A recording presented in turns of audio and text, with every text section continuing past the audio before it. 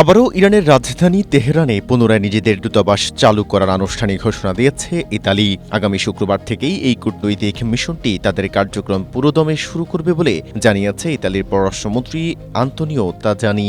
বুধবার দেশটির পার্লামেন্টে এক প্রশ্নোত্তর পর্বেই তিনি নিশ্চিত করেন যে ইতিমধ্যেই ইতালির রাষ্ট্রদূত এবং অন্যান্য কূটনীতিকদের তেহরানে ফেরার নির্দেশ দেওয়া হয়েছে। মূলত এ বছরের শুরুতে ইরান ও পশ্চিমাদের মধ্যে সংঘাত চরম আকার ধারণ করলে নিরাপত্তার স্বার্থে দূতাবাসটির সাময়িক ভাবে বন্ধ করে দিয়েছিল রোম প্রশাসন। পররাষ্ট্রমন্ত্রী তাজানি এই সমঝোতাকে একটি আশাব্যঞ্জক অগ্রগতি হিসেবে অভিহিত করে বলেছেন, মধ্যপ্রাচ্যের শান্তির যে ক্ষীণ আলো দেখা যাচ্ছে তা কোনোভাবেই হাতছাড়া করা উচিত নয়। ইরান ও আমেরিকার এই বরফ গলা পরিস্থিতিতে রোম এখন তেহরানের সাথে পুনরায় সরাসরি যোগাযোগ স্থাপনে মরিয়া।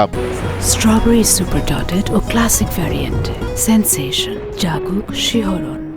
ওয়াশিংটন তেহরান শান্তি প্রক্রিয়াকে একটি স্থায়ী রূপ দিতে এবং কূটনৈতিক আলোচনার পথ প্রশস্ত করতেই তেহরানে নিজেদের মিশনটি তড়িঘড়ি সচল করার সিদ্ধান্ত নিল ইতালি।